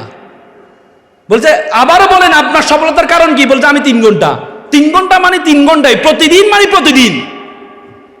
আজকে যদি আমার বড়দিন হয় সেদিনও আমি 3 ঘন্টা, আজকে আমার বিবাহ সেদিনও আমার 3 ঘন্টা, আজকে আমার অলিম্পিকে যাব সেদিনও আমি 3 ঘন্টা, আজকে আমার অসুস্থ সেদিনও আমি 3 ঘন্টা। তার মানে কন্টিনিউটি, কনসিস্টেন্টলি তুমি যদি কন্টিনিউটি থাকে, ধারাবাহিকতা থাকে, প্রতিদিন তুমি 3 ঘন্টা পড়ো, 3 ঘন্টা পড়ো ফজরের সময়। ফজরের সময়কে আল্লাহ রাসূল, দেখো ইসলাম কত সাইন্টিফিক, আল্লাহ রাসূল বলেছেন ফজরের যে 2 রাকাত সুন্নত, এই সুন্নতের মূল্য, বলছে এই সুন্নতের মূল্য যে পৃথিবীতে যা আছে তার চেয়ে বেশি। পৃথিবীতে সবচেয়ে ধনী এখন কে? Elon Musk. 3 নম্বর হচ্ছে মার্ক জুকারবার্গ। আর বলেছে কেউ যদি ফজরের 2 রাকাত সুন্নত পড়ে তাহলে পৃথিবীতে যা আছে সব কিছুর চেয়ে বেশি মূল্য তার। তার মানে ফজরের নামাজ পড়ার গুরুত্বের সাথে সাথে এই টাইমটাকে কেন গুরুত্ব দেওয়া হয়েছে? কারণ এই টাইমটাকে তোমার পড়াশোনার সবচেয়ে বড় সময় তুমি বেছে নিবা। পারবা তো ইনশাল্লাহ? পারবা তো ইনশাল্লাহ? আমি আর কথা বাড়াবো না। আমি এখানে যারা অভিভাবক আছেন কয়েকটা পরামর্শ দিয়ে আমার কথা শেষ করব। দেখো তোমরা এখানে যারা আছো, তোমাদের মা বাবা, আজকে মা বাবাগুলো আসছে না এখানে? অনেকের চাকরি থেকে বহু কষ্টে ছুটি নিয়ে আসছে যে আমার বাচ্চারা একটা এতে প্রোগ্রামে যাবে, স্যার আমাকে একটু ছুটি দেন। বহু রকম কথাবার্তা বলে তোমার বাবা তোমাকে এখানে নিয়ে আসছে। তোমার মা পরিবারে অনেক কাজ আছে, সব কাজ রেখে তোমাকে এখানে নিয়ে আসছে। সে মা বাবাকে আমরা সম্মান দিতে পারি না, সে মা বাবাকে আমরা মূল্যায়ন করতে পারি না, সে মামাকে আমরা পারি না। বলে যে মেডিকেল সায়েন্স বলে একটা মানুষ সর্বোচ্চ ব্যথা সহ্য করতে পারে 45 ইউনিট, তার চেয়ে বেশি হলে সে হয়তো বেহুশ হয়ে যায়, না হলে সে মারা যায়। আর একটা মা যখন সন্তান প্রসব করে তার ব্যথার ইউনিট হচ্ছে 55। বলে 30টা হাড় একসাথে ভাঙলে যেমন ব্যথা পায় তার চেয়ে বেশি ব্যথা পায় মা। সে মাকে আমরা বৃদ্ধাশ্রমে রেখে আসি, সে মাকে বলি আনস্মার্ট। সে বাবাকে বলা হয় এটা সূর্যের মতো। সূর্য যেমন আমাদের গরম দেয়, বাবা তোমাকে একটু গরম দেয়। সূর্য যেমন না থাকলে তোমার পৃথিবী অন্ধকার হয়ে যায়, তোমার বাবা যদি তোমার জীবনে না থাকে তাহলে তোমার জীবনটা তেমনি অন্ধকার হয়ে যাবে। আমি 6-8 মাস আগে আমার বাবাকে হারিয়েছি। বাবা কি জিনিস আমি এখন বুঝি। তোমরা বাবা মায়ের গুরুত্বটা একটু বুঝবা। বাবা মা বলে যে মা 2 বছর পৃথিবীতে মানুষের মতো অসহায় কোনো প্রাণী নেই। দেখো গরু যখন বাচ্চা দেয় তখন বাচ্চা দেওয়ার সাথে সাথে বাছুরটা দেয় দৌড়, মানে সে একা একা চলতে পারে। আর একটা সন্তান যখন প্রসব করে 2 বছর মায়ের উপর নির্ভর করে তাকে থাকতে হয়। বলে যে 2 বছর মা যে পরিমাণ ঘুম স্যাক্রিফাইস করে সেটার পরিমাণ হচ্ছে 6 মাস। মা ঘুমাইতে পারে না। নিজের সন্তান হলে তোমরা বুঝবা। তোমরা যেভাবে আমাকে অনেকে বলে, ঢাকা শহরে অনেকে আমার যারা কলিগ আছে বলছে আমরা সন্তানকে যেভাবে ভালোবাসি আমার মা বাবা এভাবে ভালোবাসে নাই। আমি বললাম এই তো মিথ্যা কথা বললেন। আপনারা যেভাবে ভালোবাসেন আপনার মা বাবা সেভাবে ভালোবাসা করে নেই। আপনারা এখন গরম পানি পাচ্ছেন, ছেলেকে গরম পানি কি বলেন প্যাম্পাস পরাচ্ছেন, কোনো প্রস্তাব পাচ্ছেন না, কিছু পাচ্ছেন না। আর আপনার মার ওই সময় এগুলো ছিল না। ঠান্ডার মধ্যে গিয়ে গোসল করিয়ে আপনাকে ঠান্ডার মধ্যে গিয়ে গরম পানি করে আপনার গায়ে যেন একটু ঠান্ডা পানি না লাগে সেটা ব্যবস্থা করেছেন। আর এখন আপনার তো হিটার আছে, এখন আপনার তো এখন প্যাম্পাস আছে, সব কিছু আছে, এগুলো আপনার মা বাবার ছিল না। এই মা বাবা সে কষ্ট করেছে। তোমরা সে মা বাবাকে একটু গুরুত্ব দিবা। ওদিন আমি একটা বৃদ্ধাশ্রমে গিয়েছিলাম, বৃদ্ধাশ্রমের দেয়ালে লেখা আছে, বাবা, একটা মা লিখেছে, বাবা এবার ঈদে তোর বাড়িতে আমাকে একটু নিবি, বাবা এবার ঈদে তোর বাড়িতে আমাকে একটু নিবি। কত ভয়ঙ্কর একটি ভাষা ব্যবহার করেছে, কত ভয়ঙ্কর একটি ভাষা ব্যবহার করেছে মা। একটা রূপক গল্প আছে, একটা ছেলে প্রেমে পড়েছে, প্রেমিকাকে বলে আমি তোমাকে সবচেয়ে বেশি ভালোবাসি। প্রেমিকা বলে ঠিক আছে, তুমি যদি আমাকে সবচেয়ে বেশি ভালোবাসো তোমার মায়ের কোলে যেটা আমাকে ছিঁড়ে এনে দিবা। ছেলের ডোপামিনের পরিমাণ তো 250, সে মায়ের কোলে যেটা নিয়ে যখন দৌড়ায় প্রেমিকের কাছে যাচ্ছে তখন ইটের সাথে পড়ে যায়। পড়ে যাওয়ার পরে এই কলিজাটা চিৎকার দিয়ে বলে যে বাবা তুমি কি ব্যথা পাইছো, আমার বাবা তুমি কি ব্যথা পেয়েছ। সে মা, সে বাবা, সে মা, সে বাবা। সে মা বাবাকে আমরা বলি আনস্মার্ট, তোমরা কিছুই বুঝো না। একটা বাবা ছেলে ঘুড়ি উড়াচ্ছিল, বাবা ছেলে বলে, বাবা কিসের কারণে ঘুড়িটা উঠছে? বাবা বলল সুতার কারণে। ছেলে বলে, বাবা সুতা ঘুড়িকে টানছে আর তুমি বলো সুতার কারণে উঠছে। তখন ছেলেকে বোঝানোর জন্য বাবা সুতাটা ছিঁড়ে দেয়, পরে ঘুড়িটা একটু লাফঝাপ করে নিচে পড়ে যায়। তখন বাবা বলে, দেখো তোমার কাছে সবসময় মনে হয় আমাদের টানটা তোমার স্বাধীনতা করব, কিন্তু আমাদের এই টান যদি না থাকে তোমার জীবনে ঘুরিয়ে উড়বে না, উড়বে না, উড়বে না। মনে করো ফ্যামিলি, FAMILY, ফ্যামিলি। আমরা অনেক সময় মনে করি আমার পরিবার, আমরা অনেক সময় একবার আমি একটা ছোট স্টোরি কানেক্ট করি। একবার একটা ছেলে আমেরিকার ইঞ্জিনিয়ার হয়েছে, বড় ইঞ্জিনিয়ার হয়েছে, তার বাবা মারা গিয়েছে। মা কল করেছে, বাবা তোমার বাবা মারা গিয়েছে, তোমার বাবার ইচ্ছা তুমি তোমার বাবা দাফন কাফন করবা। একটু পরে ছেলে কল দিল তার খালাকে, বলো মাকে একটু বুঝিয়ে বলো আমার একটা প্রমোশন আছে, প্রমোশনটা আটকে যাবে, তুমি আমার মাকে একটু বুঝিয়ে বলো আমি আসতে পারবো না, আমি টাকা পাঠাচ্ছি, হুজুর দিয়ে দাফন কাফন ব্যবস্থা করো।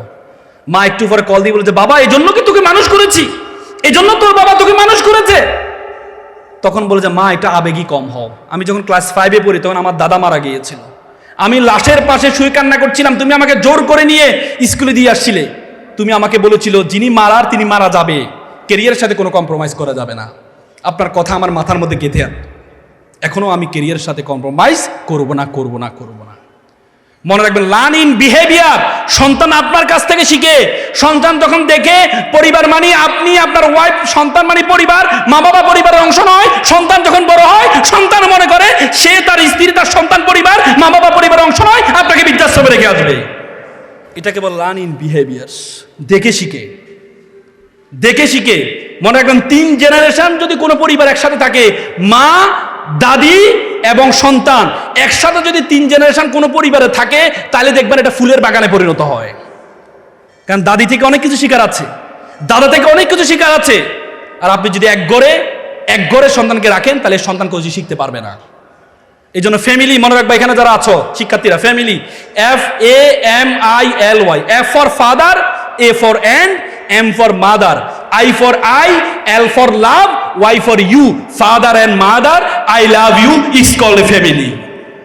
আমি সর্বশেষ আমার জীবনে সবচেয়ে বেশি দাগ কেটেছে, আমি আসলে না বলে পারি না, আমার জীবনকে পরিবর্তন করার জন্য এই বাস্তবিক কাহিনীটা আমার জীবনের জন্য যথেষ্ট ছিল। আমি তখন ঢাকা বিশ্ববিদ্যালয়ের সূর্যসেন হলে পড়তাম, সূর্যসেন হলে থাকতাম। আমাদের একজন নাইট গার্ড ছিলেন, উনি সারা ধরে নাইট ডিউটি দিতেন। একদিন দেখলাম মামা সারা ধরে নাইট ডিউটি, সকালে দেখলাম একদিন পিঠে বিক্রি করছে। তো আমি বললাম, মামা সারা ধরে নাইট ডিউটি দেন, সকালে পিঠে আপনি ঘুমানটা কখন? মামা আমার জন্য দোয়া করবো, আমার ছেলেটা এসএসসিতে প্লাস পেয়েছে, তো এসএসসিতে প্লাস পায়, আমার ছেলেকে আমি ঢাকা মেডিকেল ভর্তি করাবো। তাই আমি বললাম ঢাকা মেডিকেল ভর্তি করেন, ভালো কথা, ছেলের ধর্মকর্ম শিখান্ত, মানে আমার ছেলে ভালো ছেলে, সময় পায় না এমনি, আমার ছেলে ভালো ছেলে। কিছুদিন যাওয়ার পর দেখি যে ফল বিক্রি করছে। যেমন মামা সারা দিন নাইট ডিউটি দেন, সকালে পিঠে বিক্রি করেন, দুপুরে ফল বিক্রি করেন, ঘুমানটা কখন? যে মামা আমার জন্য তো আমার ছেলেটা এসএসসিতে প্লাস পেয়েছে, আমার ছেলের আমি তো কোচিংয়ে ভর্তি করাইতে হবে, একটু কোচিংয়ে ভর্তি করাইতে হবে, এই জন্য একটু কষ্ট করছি। আমার ছেলে মেডিকেলে চান্স পাওয়ার পর আমি চাকরি করবো, ঘুমাইতে পারি, চাকরি আমি করবো না। পরে আমি নিয়ে রেটিনায়, তখন আমি রেটিনা টিচার ছিলাম, আমি নিয়ে রেটিনায় তাকে ছাড়ের ব্যবস্থা করেছিলাম। রেটিনার একটা স্টুডেন্ট ফান্ড আছে যেটা গরিব দুঃখীদের জন্য। তোমরা তো মনে করো রেটিনা মানে একটা ব্যবসায়িক প্রতিষ্ঠান, রেটিনা কোনো ব্যবসায়িক প্রতিষ্ঠান না, রেটিনা একটা চ্যারিটেবল ইনস্টিটিউশন। রেটিনা একটা চ্যারিটেবল ইনস্টিটিউশন।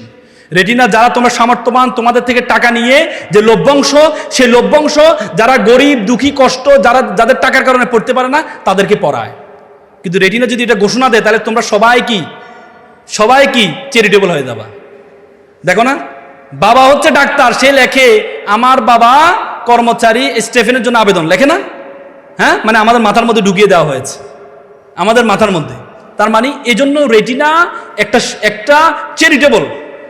আমরা দেখেছি রেটিনাকে, এবং আমরা যারা শিক্ষক ছিলাম আমরা সেভাবে, আমাদেরকে যেভাবে মূল্যায়ন করতো আমরা সেভাবে করতাম। কারণ আমরা জানি আমরা যেখানে পড়াচ্ছি, এখানে পড়ানোর পাশাপাশি আমি সোয়াব পাবো, এই আশায় আমরা এখানে পড়াইতাম। না হলে আরো বড় বড় অফার ছিল আমাদের অন্যান্য কোচিংগুলোতে, কিন্তু আমরা যেতাম না। এই জন্য এই রেটিনা, যে তোমরা রেটিনা ছায়াতলে আসছো, তোমরা অনেক সৌভাগ্যবান। আজীবন বলতে পারবা আমরা রেটিনা পরিবারের সদস্য, আজীবন বলতে পারবা। যেখানে যাবা, যখন যাবা, আমার কাছে কোনো ক্লায়েন্ট আসলে আমাকে বলে যে ভাই আমি রেটিনা স্টুডেন্ট ছিলাম, আমি অন্যভাবে তাকে অ্যাড্রেস করি, তো সুতরাং তুমি যে রেটিনা পরিবারের সদস্য, তোমরা অনেক সৌভাগ্যবান। তো পরে আমি তাকে রেটিনা ভর্তি করে দিলাম, ভর্তি করে দেওয়ার পর তাকে ছাড়ার ব্যবস্থা করে দিলাম। কিছুদিন যাওয়ার পর মামা আমার রুমে মিষ্টি নিয়ে আসলো রাতে 11টায়, মামা আমার ছেলে ঢাকা মেডিকেলে চান্স পেয়েছে। কি উদ্ভাসিত, কি উদ্ভেদিত, কি আনন্দ! আমি আমার সন্তানের আনন্দে মা বাবা এত আনন্দিত হতে পারে আমি কখনো দেখি নাই। ঠিক কিছুদিন যাওয়ার পর 6 থেকে 7 মাস যাওয়ার পরে একদিন আমি রাতের 12টা বাজে রুম থেকে বেরোচ্ছিলাম, আমরা ব্যায়াম করার জন্য রাতে বের হই, মল চত্বরে ব্যায়াম করি। বেরোচ্ছি দেখতে মামা মাথা হাতকে নিচে করে কান্না করছে। আমি বললাম, মামা আপনি কান্না করছেন? কথা বলে না। বলছে, মামা আপনি কান্না করছেন, আপনার ছেলে ঢাকা মেডিকেলের পর আপনি কান্না করছেন? বলছে, মামা আমাকে ক্ষমা করবেন। কি হয়েছে? মামা আমার ছেলেটা ইয়াবা আসক্ত। মামা আমার ছেলেটা ইয়াবা আসক্ত, গতকাল শোকেজের বাসায় এসে শোকেজের গ্লাস ভেঙেছে, আলমিটার গ্লাস ভেঙেছে টাকার জন্য। বিশ্বাস করেন মামা, আমি মনে করেছিলাম আমি যখন অসুস্থ হব, তার মা যখন অসুস্থ হবে, আমার ডাক্তার সন্তান আমাকে সুস্থ করবে। আজকে আমি সুস্থ মানুষকে আমার ছেলে অসুস্থ বানিয়ে দিচ্ছে। এমন অসভ্য ছেলে তো আমি চাইনি, এমন বর্বর ছেলে তো আমি চাইনি। আমার ভাইয়ের ছেলে রিক্সা চালিয়ে এসে একসাথে খাওয়া দাওয়া করে। বিশ্বাস করেন মামা, আজকে 4-5 মাস আমি আমার ছেলের মুখটা দেখি নাই, আমি আমার ছেলের মুখটা দেখি নাই। With due respect to our guardians, with due respect to our guardians, আপনার ছেলেকে ডাক্তার বানান, ইঞ্জিনিয়ার বানান, কোনো কাজে আসবে না। এই ছেলের মধ্যে যদি ধর্মীয় জ্ঞান না থাকে, এই ছেলে ভয়ঙ্কর আকার ধারণ করবে, ভয়ঙ্কর আকার ধারণ করবে। ইংল্যান্ডের শিক্ষা কমিশনার ছিল, শিক্ষা কমিশনের চেয়ারম্যান স্টিমলি হিল। ইংল্যান্ডের শিক্ষা ব্যবস্থা 40 বছর কোনো ধর্ম ছিল না। স্টিমলি হিল একদিন চিৎকার করে বলছিলেন, if you teach your children 3 years, তুমি তোমার সন্তানকে 3টা শিক্ষা দাও, রিডিং, রাইটিং, আর্থমেটিক। তুমি যদি তোমার সন্তানকে 4র্থ আর্থে শিক্ষা দিতে ভুলে যাও, দ্যাট ইজ আ রিলিজিয়ন, তাহলে তুমি তোমার সন্তান থেকে 5ম আর্থে পাবা রেসকিলিটি, বর্বরতা, বর্বরতা, বর্বরতা। ধর্ম আপনাকে শিক্ষা দেয়, ওয়াকফিদ লাহুমা জানাউযুল মিনার রাহমা ওয়াকুল রাব্বির হামুমা কামা রাব্বায়ানি সগীরা। হে আল্লাহ, আমার মা বাবা আমাকে যেভাবে লালন পালন করছে, তুমি আমার মা বাবাকে সেভাবে লালন পালন করো। ধর্ম আপনাকে শিক্ষা দেয়, ওয়ালা তাকুল্লাহুমা উফি ওয়ালা তানহারহুমা ওয়াকুল্লাহুমা কাওলান কারীমা। মা বাবার সাথে উফ শব্দটি পর্যন্ত ব্যবহার করো না। আল্লাহ রাসূল বলেছেন, মাল্লাইসা মাল্লাম ইরহামাস সাকিন আলাইহি ইয়াখরু কাবীরানা। তুমি আমার উম্মত নয় যদি বড়দেরকে শ্রদ্ধা না করো, ছোটদেরকে স্নেহ না করো। It's the religion. Each and every religion emphasize respect parents. অত সৈন্য হকিলু কামরূপ রহিত কপদগিনী নির্বিষ্টাহ তলপক পিঙ্গ কদলি কুঞ্জ প্রমদ বানরা পহিতন প্রকৃতি বিলক্ষণিকনা করং গ্রাহিত। প্রত্যেকটা ধর্ম পিতা মাতাকে শ্রদ্ধার কথা বলেছেন। সুতরাং যে মসজিদে যায়, সে মসজিদে যায় না তার চেয়ে সে ভালো মানুষ। যে গির্জায় যায়, যে গির্জায় যায় না তার চেয়ে সে ভালো মানুষ। যে পেগোডা যায়, যে পেগোডা যায় না তার চেয়ে সে ভালো মানুষ। সুতরাং আপনি আপনার সন্তানকে যা কিছু পড়াবেন, ধর্ম শিক্ষা দিতে ভুলে যাবেন না। ধর্ম শিক্ষা, আপনি আপনার সন্তানকে 20-30 হাজার টাকা দিয়ে প্রাইভেট পড়ান, 10,000 টাকা দিয়ে ধর্মটা শিখাবেন, কোরআন হাদিসটা শিখাবেন। আপনার ধর্ম, আপনি যদি হিন্দু ধর্মে হন, ঋগ্বেদ, যজুর্বেদ, অথর্ববেদ, সমবেদ, পুরাণ, মহাভারত আমি পড়েছি, অসাধারণ। আপনি পড়ান, সেটা পড়ান। আপনি যে ধর্মের হন, আপনি যদি বৌদ্ধ হন, আপনি ত্রিপিটক পড়ান। আপনি যদি খ্রিস্টান হন, আপনি ওল্ড টেস্টামেন্ট, নিউ টেস্টামেন্ট পড়ান। 71টা গ্রন্থ আছে, সেগুলো পড়ান। আমার সুযোগ হয়েছে সবগুলো ধর্মগ্রন্থ পড়ার, সুযোগ হয়েছে আমার সবগুলো ধর্মগ্রন্থ পড়ার। এই জন্য আপনাদেরকে বলবো, আপনি যে ধর্মের হন, আপনি ধর্মটা শিক্ষাটা ন্যূনতম দিবেন, ধর্ম শিক্ষাটা ন্যূনতম দিবেন। আর আমরা এত সুন্দর একটি দেশ, পৃথিবীতে এত সুন্দর দেশ তুমি কোথাও পাবে না। I have visited 29 state all over the world. আমি পৃথিবীর 29টা দেশে গিয়েছি। যখনই গিয়েছি, 1 দিন থেকেছি, 2 দিন থেকেছি, দেশে অন্যরকম ভালোবাসা তৈরি হয়। পৃথিবীতে এত সুন্দর দেশ তুমি কোথাও পাবা না। এত সুন্দর দেশ তুমি পৃথিবীতে কোথাও পাবা না। কখনো গরম, কখনো ঠান্ডা, কখনো বৃষ্টি, কখনো রোদ। পৃথিবীতে তুমি নরওয়ে যাও, রাতে হয় না। গ্যান্টিং হাইল্যান্ড মালয়েশিয়া তুমি যাও। আমি রাশিয়া গিয়েছিলাম, রাশিয়া -25। অজু করার জন্য বের হয়েছে, -25। আমার আঙ্গুল ফেটে রক্ত বের হয়েছে, -25। তো পৃথিবীতে এত সুন্দর দেশ তুমি কোথাও পাবা না। তো সুতরাং এই দেশের জন্য জনাব কেনেডি বলেছে, you don't ask what country can do for you, you can ask you can do for your country. তুমি জিজ্ঞেস করো তোমার দেশ তোমাকে কি দিয়েছে, বরং তুমি জিজ্ঞেস করো তুমি তোমার দেশের জন্য কি করেছো। তো সুতরাং পিতা মাতার প্রতি মমত্ববোধ, দেশের প্রতি দায়িত্ববোধ এবং একটা সুন্দর কেরিয়ার গঠনের মাধ্যমে, তুমি তোমাকে গঠন করার মাধ্যমে, তোমার পরিবার, তোমার মা বাবার কিচ্ছু দরকার নাই, কিচ্ছু দরকার নাই। শুধু তোমার মা বাবার মুখে একটু হাসি ফুটাও, আল্লাহর ওয়াস্তে এ মা এ বাবার মুখের হাসিটা একটু ফুটাও, আর কিচ্ছু লাগবে না। আল্লাহ রাসূল মেরাজে যখন জান্নাতে গিয়েছিলেন, মেরাজের রাতে, মেরাজে যাওয়ার পর দেখছেন একজন কোরআন পড়ছেন। আল্লাহ বলছেন, এটা কে? জিবরাইল আলাইহিস সালাম জিজ্ঞেস করলেন, বলছে এটা হারিস ইবনে নোমান। হারিস ইবনে নোমান আমার সাহাবী, সে তো মারা যায় নাই, কিন্তু সে কোরআন পড়ছে জান্নাতে। তখন উনি এসে হারিস ইবনে নোমানকে জিজ্ঞেস করলেন, তুমি কি ইবাদত করো, কি ইবাদত করো তুমি, যে তোমাকে আমি দেখলাম তুমি জান্নাতে কোরআন পড়ছো? তখন বলছে, ইয়া রাসূলুল্লাহ, আমি তো কোনো ইবাদত করি না, আমি শুধু আমার মা অসুস্থ, আমি আমার মাকে প্রতিদিন 3 বেলা খাওয়াই দিই, মাকে গোসল করিয়ে দিই, আমি শুধু এই কাজটা করি, আর কোনো কাজ করি না আমি। তখন আল্লাহ রাসূল বলছে কাযালিকাল ফিররি, 3 বার বলছেন কাযালিকাল ফিররি, কাযালিকাল ফিররি, কাযালিকাল ফিররি। এটা হচ্ছে বিররিল ওয়ালিদাইন। তার থেকে তোমরা শিখো, কিচ্ছু লাগবে না। তোমার শুধুমাত্র যখন বই পড়তে বসবা, তখন শুধু তোমার বইয়ের পাতার মধ্যে তোমার মা এবং তোমার বাবার যে কষ্ট, সেই কষ্টটার দিকে একটু তাকাবা। সবচেয়ে ভালো তরকারিটা আজকে রান্না করেছে, মা খায় না। সবচেয়ে সুন্দর একটা পাঞ্জাবি দেখেছে, জুতা দেখেছে, বাবা কিনে না তার জন্য, নিজের জন্য কিনে না, তোমার জন্য কিনে। আমার সন্তানটা কি পড়বে? মা না হলে, বাবা না হলে তোমরা কখনো বুঝবা না মা বাবা কি জিনিস। সে পর্যন্ত তোমার মা বাবা বেঁচে থাকবে কিনা সেটা চিন্তা করো। হয়তো নাও থাকতে পারে, নাও থাকতে পারে, নাও থাকতে পারে। এই জন্য মা বাবার দিকে তাকিয়ে, ওনাদের চেহারার দিকে তাকিয়ে একটু পড়াশোনা করো, একটু পড়াশোনা করো। রেগুলার রেটিনাতে ভর্তি হয়েছে, রেগুলার রেটিনার নির্দেশনাগুলো মেনে চলো। রেটিনা তোমাকে দুনিয়া এবং আখেরাত দুইটা নির্দেশনা দিবে। মা বাবার প্রতি কীভাবে শ্রদ্ধা রাখতে হবে, পড়াশোনা কীভাবে করতে হবে। রেটিনা একটা সবচেয়ে চমকৃত, আমাকে সবসময় চমক এ করে যে রেটিনা ছেলে মেয়ে আলাদা পড়ায়। কেন আলাদা পড়ায়? এই যে তোমাদের ডোপামিন হরমোন 250 হয়ে যাবে, এই জন্য। তুমি আগুন লাগাই দিবা মোমের নিচে দিয়ে, এরপরে বলবা যে মোম তুমি জ্বলিও না, জ্বলিও না, হবে? মোম তো জ্বলবে, কারণ নিচে দিতে আগুন লাগাই দিছো তুমি, বুঝো নাই? তো সুতরাং তোমরা ছেলে মেয়েকে যতই বলো, একসাথে বসাই বলো যে প্রেম করো না, কাজ হবে না। এই জন্য অভিভাবক যারা আছেন, আপনাদেরও দায়িত্ব কর্তব্য আছে। সন্তানটাকে কোচিংয়ে রেটিনে আসছেন, রেটিনে দিয়ে যাবেন যে তোমরা মেয়ের ভালো করে পড়াশোনা করো, ছেলে আলাদাভাবে ভালো পড়াশোনা করো। পারবেন তো ইনশাল্লাহ? পারবেন তো ইনশাল্লাহ? আমি আর কথা বাড়াবো না। শিক্ষার্থী যারা আছে সবাই একটু দাঁড়াও। শিক্ষার্থীরা সবাই, আমি একটা ওত পড়াবো। শিক্ষার্থীরা হ্যাঁ, হাতটা সামনে নাও, হাতটা সামনে নাও। আমার সাথে বলবো, আমিও বলবো। বলো, আমি ওয়াদা করছি, লাউডলি বলো, বগুড়া চল। বলো, আমি ওয়াদা করছি খারাপ কিছু দেখবো না, খারাপ কিছু শুনবো না, খারাপ কিছু বলবো না। যে মুখে ডাকি মা, সে মুখে মাদক না। মানুষের মতো মানুষ হব, পিতামাতাকে শ্রদ্ধা করব, নিজের দেশকে নিজেই গর্ব। জোরে বলো, আমি ওয়াদা করছি খারাপ কিছু দেখব না, খারাপ কিছু বলবো না, খারাপ কিছু শুনবো না। যে মুখে ডাকি মা, সে মুখে মাদক না। মানুষের মতো মানুষ হব, পিতামাতাকে শ্রদ্ধা করব, নিজের দেশকে নিজেই গর্ব। তোমরা যারা ছোট্ট শিশু, বড় হবে ঠিক, তোমরা হবে শিল্পী, কবি, লেখক, বৈজ্ঞানিক। আজকে যারা ফুলের কলি, কালকে হবে ফুল। তোমরাই দূর করবে এই সমাজের ভুল। সকালে ভালো থাকবা, সুস্থ থাকবা। আসসালামু আলাইকুম।